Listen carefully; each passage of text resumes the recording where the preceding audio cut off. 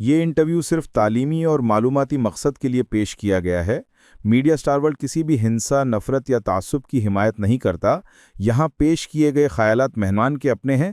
Channel उनसे ज़रूरी नहीं कि इत्तेफाक रखे। हेलो, नमस्कार, आदाब, सत श्री अकाल और अस्सलाम वालेकुम। मैं हूं मोहम्मद अहमद काज़मी, लेकर आया हूं आपका पसंदीदा कार्यक्रम आपके रूबरू। आज एक बार फिर हम जाने माने मिडिल ईस्ट, वेस्ट एशिया के एक्सपर्ट आफताब कमाल पाशा साहब से बात कर रहे हैं, जो जवाहरलाल नेहरू यूनिवर्सिटी में गल्फ स्टडीज के हेड रहे हैं। उसके अलावा डिप्लोमेट के तौर पर भी काम किया है। मिस्र में डिप्लोमेट के तौर पर थे और बहुत सी किताबें लिखी हैं उस पूरे इलाके में। मैं जल्दी से शुरू करना चाहता हूं ताकि वक्त को ज्यादा से ज्यादा इस्तेमाल किया जा सके और पाशा साहब से बात की जा सके। आज एक बड़ी खबर ये आ रही है कि इजराइल ने 34 अरब डॉलर से ज्यादा का गैस बेचने के लिए एग्रीमेंट को अप्रूव कर दिया है। मिस्र को गैस बेचा जाएगा। ये बहुत ही दिलचस्प है और वो ये कह रहे हैं कि हमारी इकोनॉमी को बड़ी मजबूती मिलेगी मिस्र की मदद से। दूसरी तरफ बड़े बड़े आतंकी हमले हो रहे हैं जिन पर बात करनी है। सिडनी में जो कुछ हुआ और उसमें अहमद अल अहमद नाम का एक बहादुर शख्स निकल के आया जो एकदम इंटरनेशनल हीरो बनकर के उभरा। उसके अलावा ईरान में भी एक आतंकी हमला हुआ है 3 दिन पहले। 3 पुलिस वालों को शहीद कर दिया गया है। और फिर हम यह भी समझने की कोशिश करेंगे कि आखिर ये हमास के साथ जो जंगबंदी है वो अब कहां है। सेकंड मरहला जो शुरू होना था वो कहां गुम होकर के रह गया है। और आईएसएफ के लिए, इंटरनेशनल स्टेबलाइजेशन फोर्स के लिए कुछ मुल्कों ने अपनी आमादगी जाहिर कर दी है। पाकिस्तान पर भी दबाव है। क्या कुछ है, हम ये समझने की कोशिश करेंगे पाशा साहब से। पाशा साहब, वेलकम है आपका। मीडिया स्टार वर्ल्ड को आप वक्त दे देते हैं, उसके लिए बहुत बहुत शुक्रिया। आप मिस्र में डिप्लोमेट के तौर पर भी रहे हैं और उस इलाके को बहुत अच्छी तरह जानते हैं। मैं सबसे पहले यह समझना चाहूंगा कि गैस इजराइल मिस्र को बेचेगा, और एक कहानी अब से पहले यह होती थी कि गैस मिस्र से इजराइल को एक्सपोर्ट होता था, जिसको रोकने के लिए हमें याद है जब मुर्सी की हुकूमत आई थी तो इजराइल के खिलाफ वहां प्रोटेस्ट भी होते थे। इजराइल को गैस ना बेची जाए ये भी बात कही जाती थी। अब ये किस किस्म का है कि ये क्या किस तरह की डील है जिसमें मिस्र इजराइल के साथ नजर आ रहा है? जी, शुक्रिया। मुझे बहुत ही मतलब दुख हो रहा है कि ये गैस डील जो है कुछ साल पहले, जैसे आपने फरमाया, मिस्र से इजराइल जाने वाली थी, उर्दून जाने वाली थी, वहां से शाम और लेबनान को भी जाने वाली थी। इतनी बड़ी मिकदार में गैस खोज के निकाले थे मिस्र में अमेरिकी कंपनी, जिसमें यहूदी भी शामिल थे, बरतानिया के थे। तो अब जो है कुछ सालों में ये उल्टा हो गया है। क्या ये मुमकिन है कि पूरी गैस जो है मिस्री ये कंज्यूम कर लिया इतना जल्दी, या कोई या अमेरिकी या दूसरे बैरूनी कंपनी की साजिश है कि इनको जो है खत्म हो गया बोल के गलत प्रचार करना, या इजराइल को फायदा होने के लिए ये क्या है, अभी कुछ कहना मुश्किल है। लेकिन जो अभी जो डील हुई है, कई दिनों से ये न्यूज़ आ रही थी कि बेंजामिन नेतन्याहू जो है कायरा जाएंगे और ये इस एग्रीमेंट में हस्ताक्षर करेंगे और इसी से मिलेंगे बोल के। लेकिन असल बात यह है कि जो मिकदार मिस्र के पास है गैस, वो बहुत ज्यादा है मिकदार में, ऑनशोर और ऑफशोर दोनों भी। अगर आप यमन से हवाई जहाज होते हुए काहिरा जाएंगे तो आपको जो है पूरे रेड सी में मिस्र के बॉर्डर से लेके पूरा गर्दका, जो हुरगादा कहते हैं, सुएज कहते हैं, वो ऑफशोर ड्रिलिंग प्लेटफॉर्म का एक जंगल नजर आएगा। इतने सारे प्लेटफॉर्म है, मतलब आपको देख के आप चौंक जाएंगे कि ये इतने गहरे प्लेटफॉर्म के जंगल में जहाज कैसा पार करते हैं हजारों की तादाद में बोल के।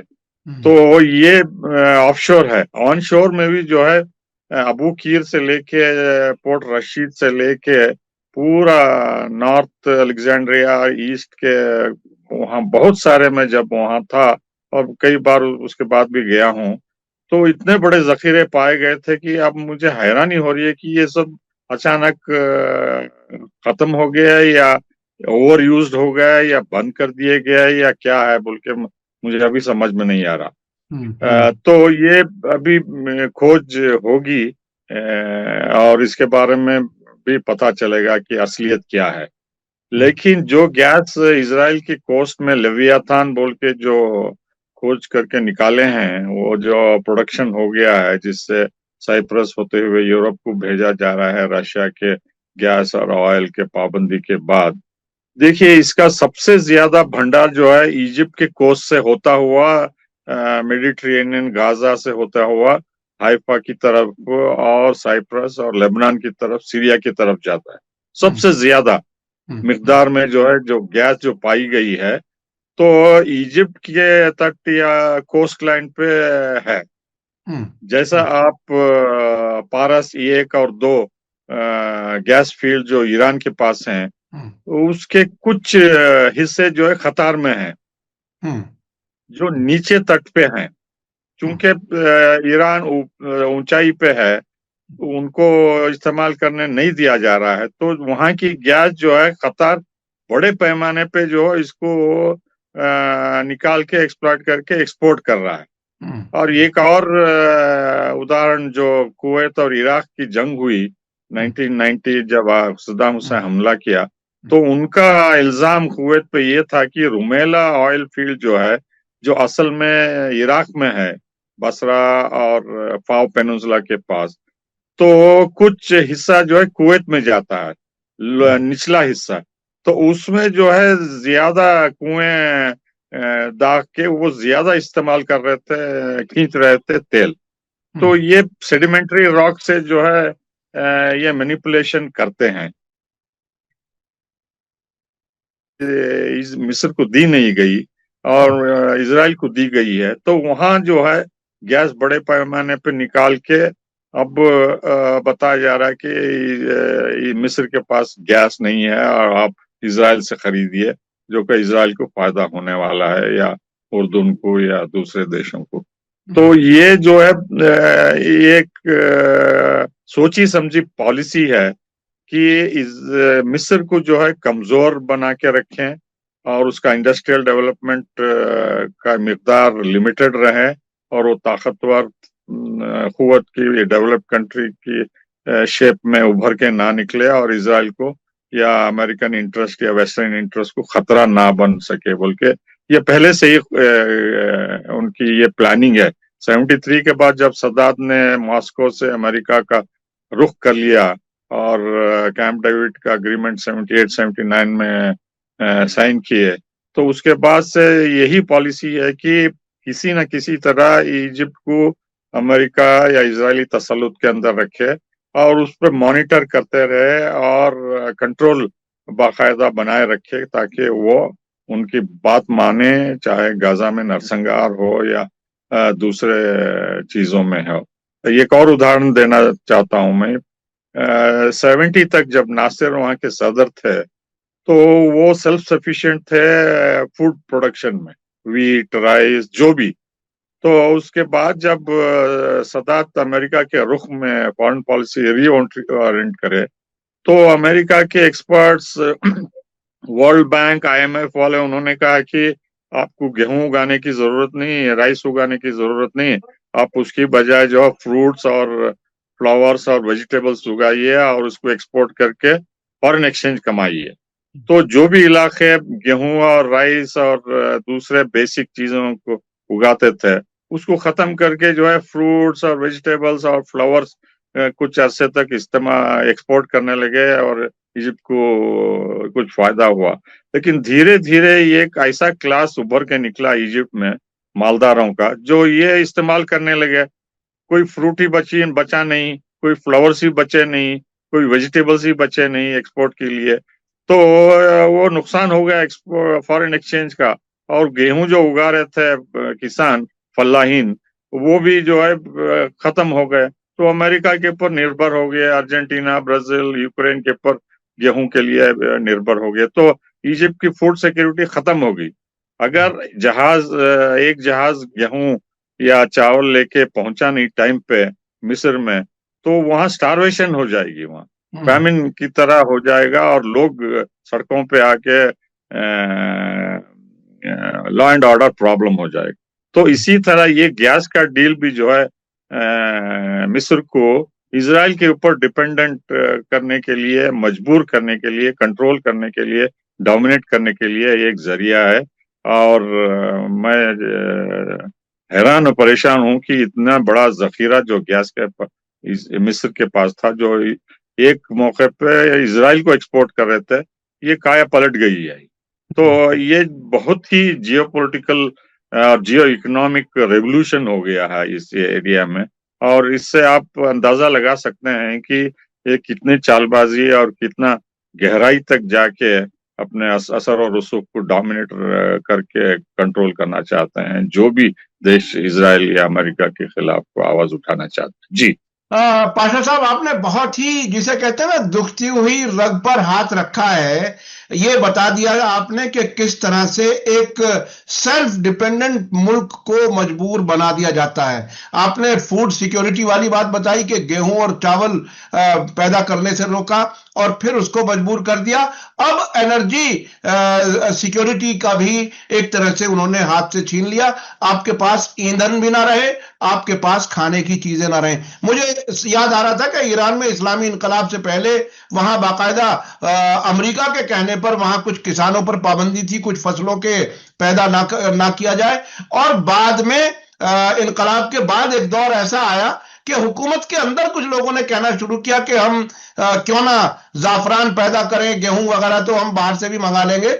तो आज मैं अभी 2 दिन पहले मैंने एक इंटरव्यू तेहरान से चलाया जिसमें उन साहब ने बताया कि आयतुल्लाह खामेनेई का ये कहना है कि अपने जरूरत की चीजें सब अपने यहां पैदा करो, किसी पर डिपेंड ना रहो। अब क्या हाल किया है, मुझे याद आ रहा है 2011 में जब हुस्न मुबारक की सरकार गिरी और मोहम्मद मुर्सी की हुकूमत बनी, उस वक्त वहां के लोगों ने इजराइल की एम्बेसी के खिलाफ प्रोटेस्ट किए, उससे ताल्लुकात खत्म करने का दबाव डाला और वहां गैस पाइपलाइन जो जाती थी, इजराइल को गैस जाती थी, उस पर भी कई बार हमले किए। लेकिन अब इतना मजबूर बना दिया गया। यह बहुत ही अहम आपने पहलू बताया। अच्छा, मैं अब चलना चाहता हूं ये इंटरनेशनल स्टेबलाइजेशन फोर्स की जो कोशिश हो रही है, जिसमें कतर में मीटिंग हुई है अभी 2 दिन पहले, उसमें कुछ मुल्कों ने आमादगी जाहिर की है, जिसमें Egypt, Qatar, UAE, UK, Italy, Germany, इनका नाम आ रहा है।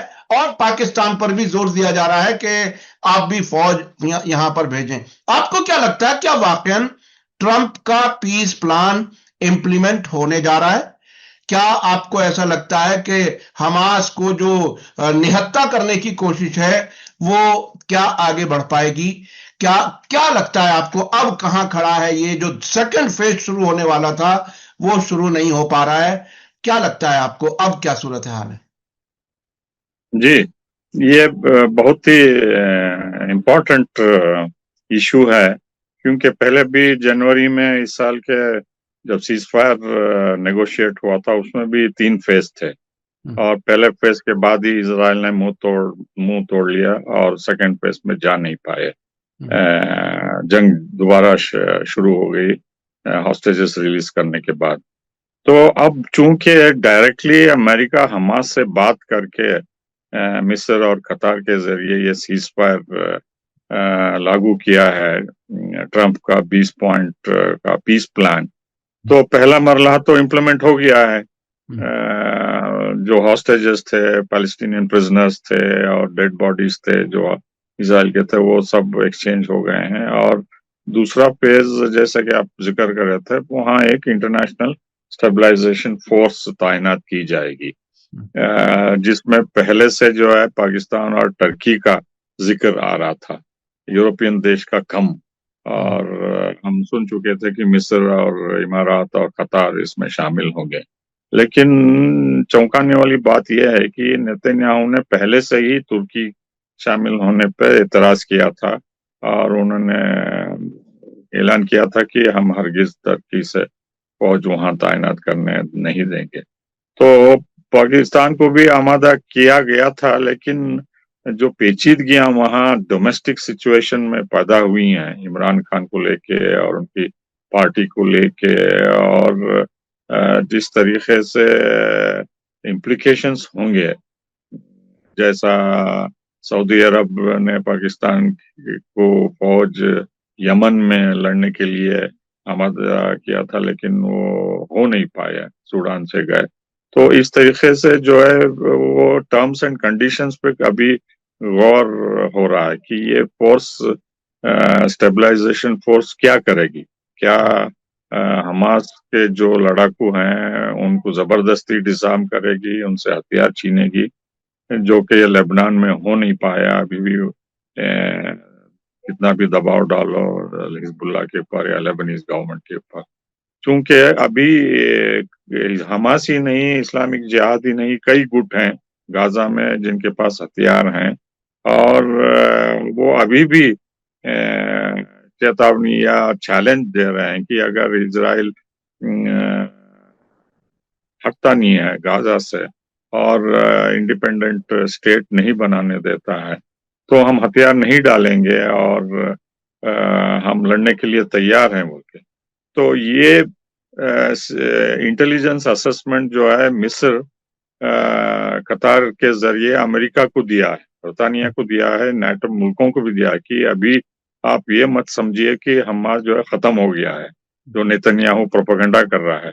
उनके पास अभी भी काफी हथियार हैं और काफी मात्रा में जो है फाइटर्स तैयार हैं, बल्कि उनका ये भी कहना है कि ये 2 साल की नरसंहार में जो है ज्यादा और ज्यादा सपोर्टर्स हमास में लड़ने के लिए तैयार हैं, और वो खुफिया तौर पे सिविलियंस में छुपे हुए हैं।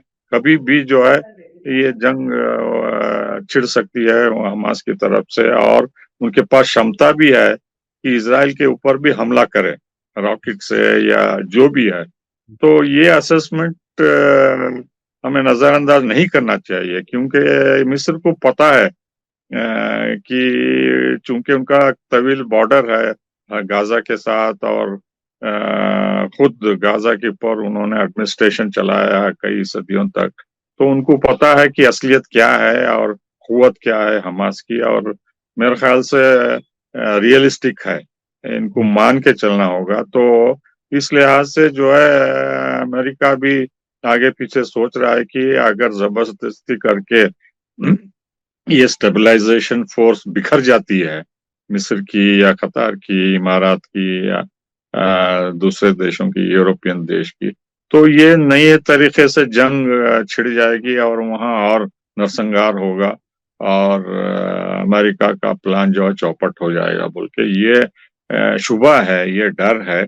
और इसी वजह से जो है आगे पीछे हो रहे हैं ये मुल्क कि ये टर्म्स ऑफ रेफरेंस का क्लैरिटी नहीं है कि क्या करना है। मिस्र कह रहा है कि फलस्तीनी जो है वहाँ उनकी एक पुलिस या सिक्योरिटी फोर्स को ट्रेनिंग देना है, तैयार करना है, ताकि वहाँ के लॉ एंड ऑर्डर का मसला वो अपने आप संभाल सके। लेकिन अमेरिका और यूरोप और इजराइल के दबाव में ये चाह रहे हैं कि ये हर एक फलस्तीनी को स्क्रीन करके हर एक टनल और हर एक से पूछताछ करके जो भी छुपे हुए हैं टनल्स में उनको निकाल के हथियार लेके पूरा जो है स्कैनिंग करके एरिया साफ करे और सेफ करे इजराइल के लिए। तो ये parallel conflicting pulls and pressures हो रहे हैं। एक तरफ तो मिस्र कुछ चाहता है, हम कतार कुछ चाहता है, और यूरोपियन देश इजराइल के दबाव में या अमेरिका उनके दबाव में आके कुछ और चाहते हैं। तो इसमें मीटिंग ऑफ पॉइंट्स नहीं है। तो इसमें इस कश्मकश में जो है पाकिस्तान भी उलझा हुआ है, और वो ये नहीं चाहता कि वहाँ जाने से जो है पाकिस्तान की बदनामी हो और लोग बगावत करे पाकिस्तान के अंदर ही कि आप जाके वहाँ फलस्तीनियों को कुचल रहे हैं अमेरिका के दबाव में आके। तो इस लिहाज से जो है ये अभी टाइम लगेगा। हालांकि 6 देशों का नाम लिया गया है, लेकिन किस मैंडेट से यूनाइटेड नेशंस को रिपोर्ट करना है, ये किस तरीके से ये कंपोज होगी, उनका ऑपरेशनल ड्यूटीज क्या होगी, और या आर्म्ड होंगे या क्या करेंगे, ये जो है, क्योंकि ये फोर्स जो है इंडिपेंडेंट नहीं होगी, ये इजरायली आर्मी के साथ काम करेगी, इजरायली फौज के डायरेक्शन से काम करेगी। ये आप ये मत समझिए कि यूनाइटेड नेशन फोर्स जो लेबनान में है, गोलान में है, उस तरीके से इंडिपेंडेंट होगी जो यूएन को डायरेक्टली रिपोर्ट करेगी। ये इजरायली फौज के डायरेक्शंस पे काम करेंगी, क्योंकि वो अपना तसल्लुत जमा रखे हैं येलो लाइन से, और हर दिन जो भी क्रॉस करते हैं उनको मौत के घाट उतार दिया जाता है।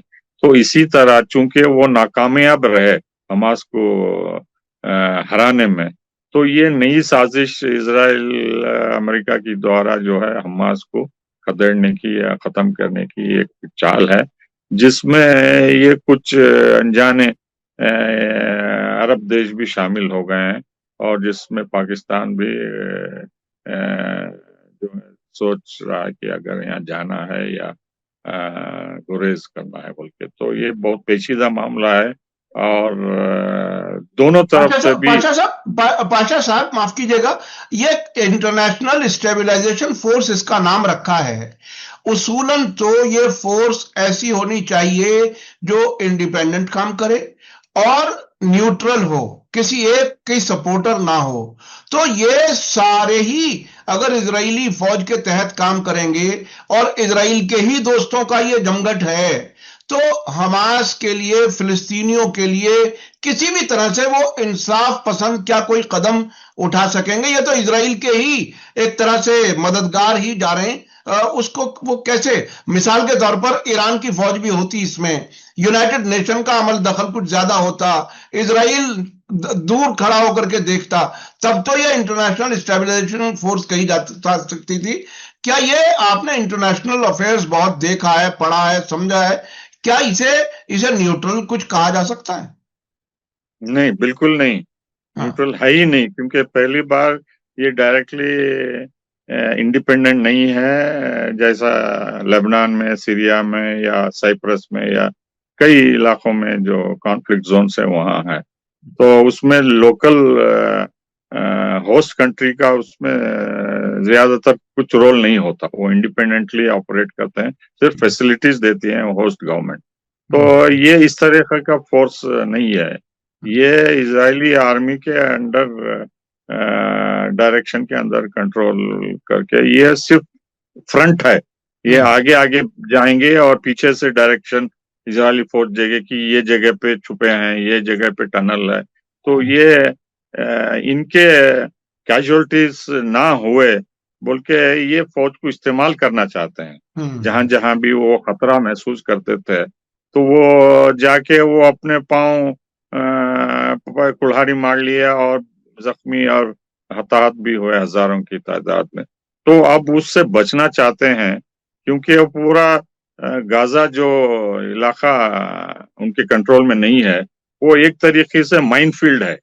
हर एक माइल पे जो है ये एक सुरंग है, जहां से हमास के फाइटर्स आते हैं, इजराइल पे हमला करके छुप जाते हैं, और इजराइल को पता ही नहीं चलता कि कहाँ चले गए वो।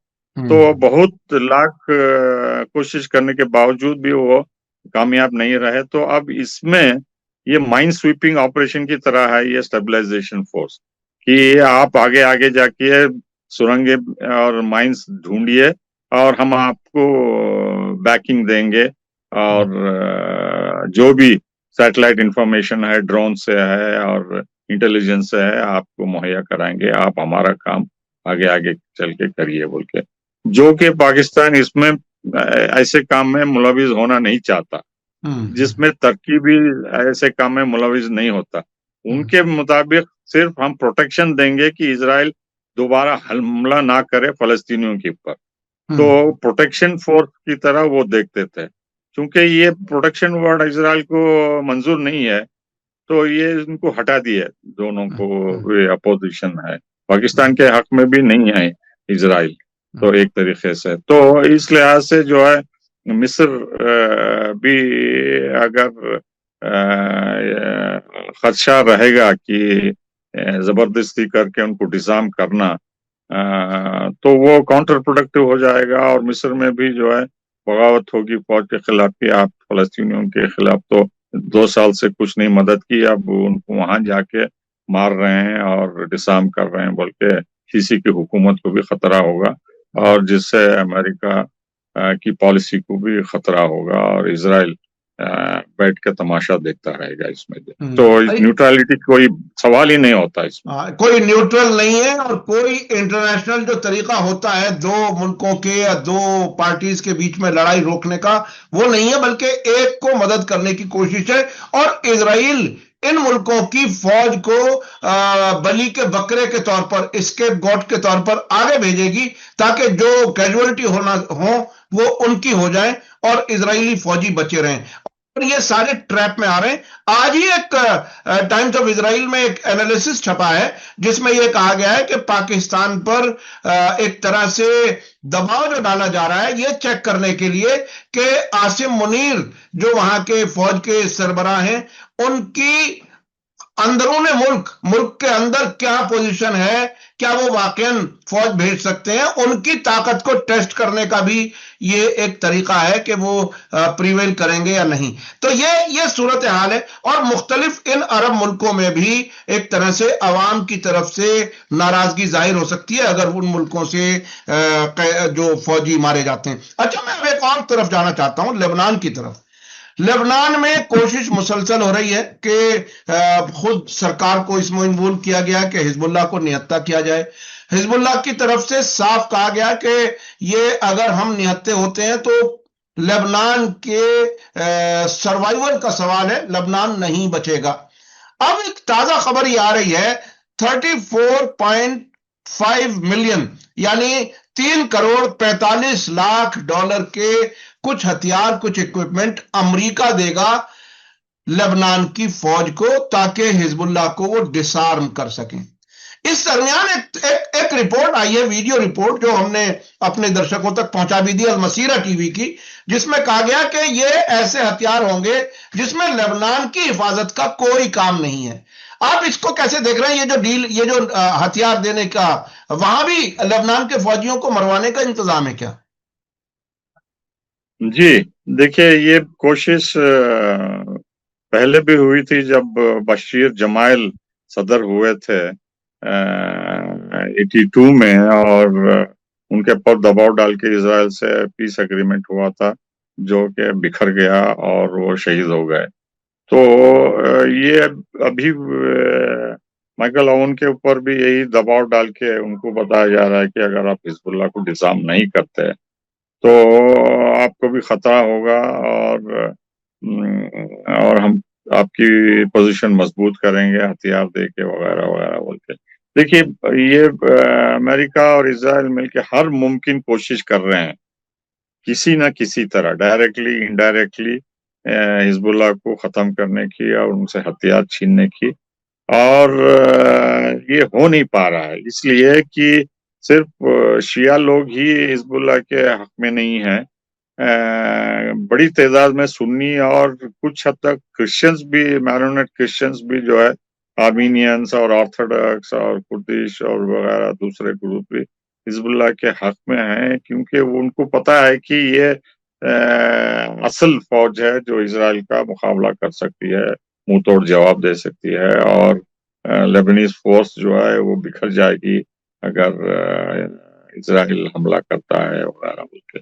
तो ये कशमकश चल रही है, और ये जो सिविल वॉर हुई 75 से 89 तक, ताइफ एग्रीमेंट तक, ये दोबारा छिड़ने की आशंका है लेबनान में अगर ये एग्रीमेंट जो बता रहे हैं कि इजराइल और अमेरिका दबाव डाल के लेबनीज आर्मी को डिसआर्म करने की बात कर रहे हैं। खुद लेबनीज आर्मी ये सुझाव दी है कि ये धीरे धीरे कई साल तक प्रोग्राम चलेगा और स्टेप बाय स्टेप जो हिजबुल्लाह के फाइटर्स हैं उनको लेबनीज आर्मी में शामिल करके वो लेबनीज फोर्स बना दिया जाएगा। जो भी उनके फाइटर्स हैं, लड़ाकू हैं, हथियार हैं, वो लेबनान के हवाले कर देंगे। लेकिन चूंकि ये मैरोनेट क्रिश्चियंस इजराइल और अमेरिका के हक में हैं, तो ये नहीं चाहते कि जो असल लीडरशिप है वो हथियार अपने पास रखेगी या उसको नष्ट कर देगी या किसी और को सौंप देगी, जैसा सीरिया पे दबाव डाल के केमिकल वेपन्स उनके खत्म कर दिए, क्योंकि वह वेपन्स ऑफ मास डिस्ट्रक्शन था, जैसा WMD पहले सद्दाम के पास थे, स्कड मिसाइल्स वगैरह। तो ये सिर्फ वाहिद एक ही जरिया है जिससे लेबनान के तहफ़्फ़ुज़ या टेरिटोरियल इंटीग्रिटी या सॉवरेनिटी बचा सकते हैं। तो अगर मान लीजिए हिजबुल्लाह पे दबाव डाल के उनके फाइटर्स को लेबनीज आर्मी में शामिल किया जाता है, पूरे नहीं तो कम से कम थोड़े बहुत, और उनसे हथियार भी लिया जाता है, तो ये पहला खत्म होगा कि ये जो हथियार हैं लेबनान की सलामती के लिए या सिक्योरिटी के लिए जरूरी नहीं है। इतने रॉकेट्स, इतने सोफिस्टिकेटेड वेपन्स वगैरह सब, आप सिर्फ एक छोटी सी आर्मी रखिए लॉ एंड ऑर्डर के लिए, और एक्सटर्नल सिक्योरिटी जो है हम करेंगे बोल के इजराइल और अमेरिका एक तरीके से गारंटी देंगे, जो कि वो बकवास होगा, पेपर पे ही होगा और उसमें कुछ दम नहीं होगा। तो लेबनान जो है आधा लिटानी रिवर तक जो इजराइल का मकसद है वो इजराइल के कब्जे में रहेगा। वहाँ का पानी और ज़राअत और वगैरह सब सेटलमेंट्स वहीं करेंगे ग्रेटर इजराइल के तहत। उसको बचाने के लिए जो है वहाँ के लोग हिजबुल्लाह को सपोर्ट करते हैं कि जो शिया लोग हैं, सुन्नी लोग हैं वगैरह दूसरे, की ये इजराइल की साजिश को नाकाम बनाने के लिए, क्योंकि शिबा फार्म पहले ही वो कब्जा कर चुका है लेबनान का और जो सीरिया के बॉर्डर से मिलता है, तो इस लिहाज से जो है ये कशमकश जारी रहेगी। और ये मसला जो है ईरान से जुड़ा हुआ है। जब तक ईरान ताकतवर रहेगा। मैं उसी पर आने वाला था। एक तरफ हिजबुल्लाह, हमास, इनको निहत्था करने की कोशिशें की जा रही हैं, वो बज़ाहिर कामयाब होती नजर नहीं आ रही। इस दरमियान ईरान एक बड़ी ताकत के तौर पर उभर रहा है, वो हथियार भी इकट्ठे कर रहा है, वो इंटरनेशनल कॉरिडोर्स का भी मरकज बना जा रहा है, और उसने कुछ नए ऐसे हथियार खलीज फार्स में सबमरीन्स बड़ी तादाद में डिप्लॉय कर दिए समंदर के अंदर। तो वो जो ताकत उधर बन रही है, जो एक्सिस ऑफ रेजिस्टेंस को लीड करने वाला ईरान है, वो क्या इशारे दे रहा है कि ये तमाम कोशिशों के बावजूद जब हमास और हिजबुल्लाह को निहत्था नहीं कर पा रहे, तो ईरान को कैसे कमजोर या निहत्था कर पाएंगे? कैसे अमेरिका और इजराइल की मर्जी का वेस्ट एशिया बन सकेगा? हमारे पास 2-3-4 मिनट है, उसमें आप जरा इस पूरे सिनेरियो को बता दीजिए ताकि हमारे दर्शक समझ सकें। देखिए, पिछले 79 से लगातार अमेरिका, इजराइल और वेस्टर्न कंट्रीज की कोशिश ये रही है कि इस्लामी हुकूमत का तख्ता पलटे। डायरेक्टली कार्टर ने प्रयास किया, रेगन ने, बुश ने, सभी एडमिनिस्ट्रेशन ने किया, डायरेक्टली इनडायरेक्टली, और इंटरनल से बगावत करने की भी कोशिश कर रहे हैं, मोसाद के जरिए साइंटिस्ट को मारना, लोगों को भड़काना। ये कुछ कामयाब नहीं हुए, और ईरानी हुकूमत जो है बाकायदा ताकत अपनी बढ़ाती रही है और अपने मिसाइल्स और डिफेंस और सिक्योरिटी बढ़ाता रहे इंटरनली, सेल्फ रिलायंस के इसके पर। अब उनके पास जो है चीन और रूस का भी सपोर्ट है। जदीद तरीन हथियार जो है दोनों देशों से मुहैया कर रहे हैं, ये ले रहे हैं और टेक्नोलॉजी में ऑब्जर्व कर रहे हैं। तो जो 12 दिन की जंग हुई इजराइल और अमेरिका ईरान के द्वारा, तो उसमें पता चल गया कि लिमिट क्या है इजराइल की और अमेरिका की, और ईरान क्या कर सकता है और कितना नुकसान पहुंचा सकता है। तो वो सिर्फ ये स्टार्टर्स थे, वो तो अब ईरान के पास उनको पता है कि इतने हजारों के मिसाइल हैं। कोई कहता है कि 3,000, कोई कहता है कि 8,000, कोई कहता है कि 10,000 से ज्यादा मिसाइल्स हैं, और कोई कहता है कि ये बहरी अड्डा जो है अंडर सी है, और उनके पास ऐसे आधुनिक ड्रोन्स हैं पानी में जाने के लिए जो अमेरिका की 6th फ्लीट बहरीन में जो है उसको मिनटों में उड़ा सकती है बोल के।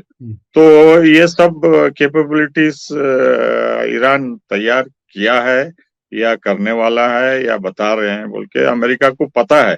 तो ये डाउट है कि अगर दूसरे हमले की कोशिश करें, क्या इजराइल बच सकता है, क्या अमेरिका अड्डे जो इस खित्ते में हैं, खाड़ी देशों में, वो हमले से दूर रहेंगे बोल के ये अभी कशमकश जल्दी है चल रही है। और सबसे बड़ी बात यह है कि रूस और चीन चेतावनी दी है कि अगर ईरान पे हमला होता है तो हम बाकायदा डायरेक्ट सपोर्ट करेंगे, जैसा चीन ने पाकिस्तान को सपोर्ट किया ऑपरेशन सिंदूर में, या अब वेनेजुएला को रूस और चीन कर रहे हैं जिसमें ईरान भी शामिल है।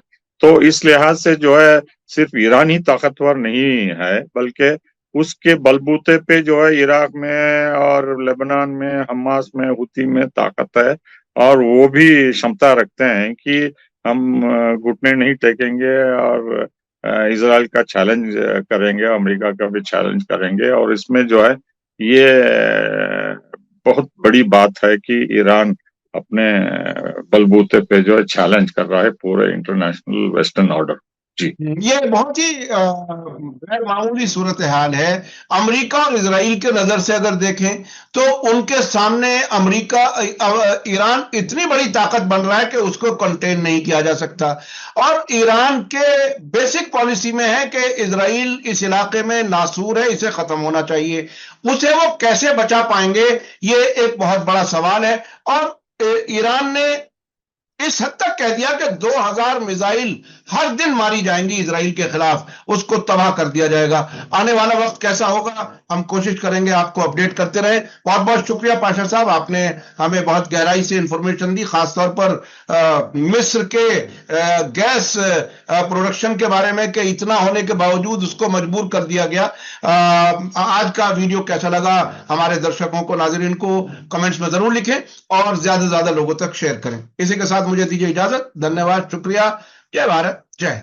हमारे चैनल मीडिया स्टार वर्ल्ड को सब्सक्राइब कीजिए और बेल आइकॉन दबाइए ताकि हमारी हर नई वीडियो का नोटिफिकेशन आपको सीधे मिलता रहे।